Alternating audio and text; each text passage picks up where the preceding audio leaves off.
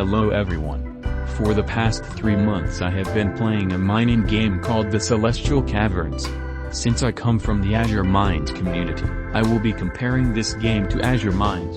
Before I get into this video though, I'll want to warn you all that there may be some spoilers for those who haven't played the Celestial Caverns or Azure Mines yet, as there will be elements featured from both games. First up, we'll be talking about the positives of the Celestial Caverns and how it compares to Azure Mines. First up, we have the graphics, which look amazing. The lighting is good, caves are well decorated with foliage, the stone looks good, and so much more. Caves in Celestial Caverns look far better when compared with the average cave in Azure Mines for most depths. Next up are the frequent updates this game receives. This game most of the time has at least one large update every month or so, and a few small updates in between, sometimes including new content. Comparing that with Azure Mines, which as of 2024 has an update at least once every 6 months on average, and as of the making of this video, me and the Azure Mines community is still waiting on the long-awaited part 2 of the Christmas update. While the devs of the Celestial Caverns may stop working on it in the future, it at least shows that they care about the game, which leads us to the next topic. I am proud to say that this game is not pay to win and has no game passes at all. Compare that with Azure Mines, which has 4 game passes and is literally pay to win, as you need 5 of a coordinate exclusive or element V to beat the game, which requires a game pass to see the coordinates for 25 Robux. Predictive mining is also a huge win for this game as it has a smoother mining delay, unlike Azure Mines, where most of the time the delay on your pickaxe is based on the server's ping. There's a lot more variety in entities compared to Azure Mines. Some of those include doors like this eater I found in late March of this year. From the zombies that have unique abilities based on layers you go to, down to Empyrean with the highly unique wisps, this game offers a lot more content. Speaking of more content, this game offers tons and tons of ores that populate a layer. Looking at Azure Mines, you can see how empty the caves are, as this game contains very few ores per layer. In addition, this game has 41 total layers, while Azure Mines only has 9. In addition to the countless ores and layers this game offers, rare ores have sounds, which makes finding them much easier than a game without any sounds for rare ores, especially Azure Mines, where it can be easy to miss a rare ore for that reason. I will show you a clip of Ambrosia, from Azure Mines, and Singularity, from the Celestial Caverns, with its sound turned on to demonstrate why having ore sounds is important. There are spoilers in these clips, so skip to the number displayed at the top if you do not wish to be spoiled.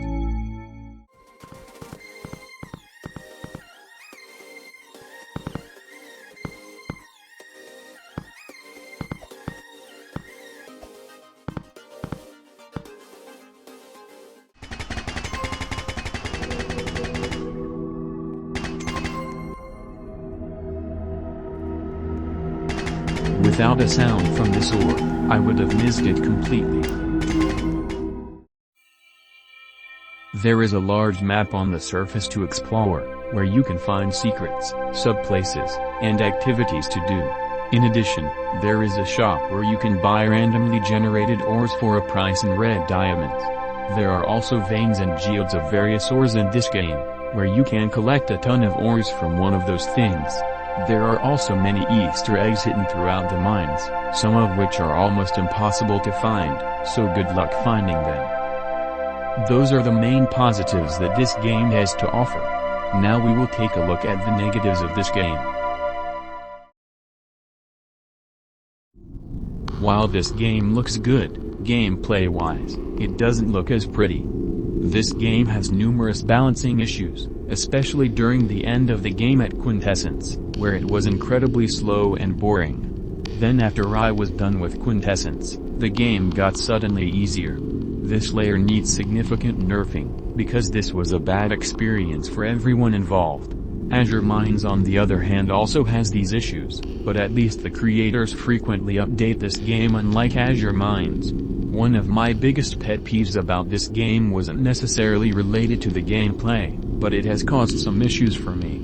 If you don't like general immature behavior, like far jokes or general nonsense, you might want to stick to a private server, as there is many cases of general immature behavior, although myself that wasn't the biggest issue for me. What was an issue for me was the intentional harassment of a few people that I've seen over my course of playing on this game.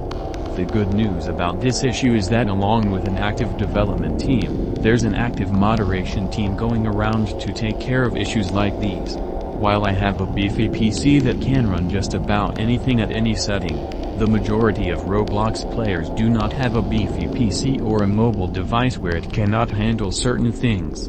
If you have a computer that's 5 years old, or older, you will have a reduced performance, especially in the lower layers of the game where nearly every ore has a particle effect and a light. This game also uses Roblox's future lighting, which as of right now has major performance issues, but they are working to improve it, or at least so they say, because we all know that Roblox as a company would rather focus on profits rather than actually improving the platform. While I do not really have performance issues, with the exception of one case, which was a cosmic glass supervein, where my FPS dropped from about 144 FPS to just roughly 40 FPS. If a person's game lags with an RTX 4090 GPU with other powerful PC parts, everyone else will have the same issue, although it'll be worse for those with a weaker PC. Remaining on the topic of the technical side of things that have a negative effect on the game are the disconnection issues. It is nearly impossible to beat the Celestial Caverns without experiencing at least one client disconnect. This happens regardless of internet speed or reliability. This is likely an issue related to Roblox's servers, but these crashes occur much more commonly in this game along with various other games. If you join a server region that is on the other side of the world from where you live, you won't have a good experience playing this game, as your ping would be super high and the delay in mining would be higher, although this is something we have to deal with in all games in the current era we live in. Another thing all of us have to deal with are the bugs that exist in this game along with nearly every other game in the world. Now that we've concluded the majority of the positives and negatives of this game, would I recommend it? The answer, yes. This game is beautiful and can be fun. Although do be aware of the potential negatives you can come across. As for Azure Mines, it's also a good game to try out as it is what started this game out along with many other mining games like it. I made this video because I am basically done with the Celestial Caverns in terms of progress, and will be checking out other mining games soon, especially Macleod Miners 2, which looks interesting. This of course doesn't mean that I will be quitting the Celestial Caverns, as the community there praises me. I will be making a similar video on Macleod Miners 2 once I complete the game, as well as any other mining game that I play.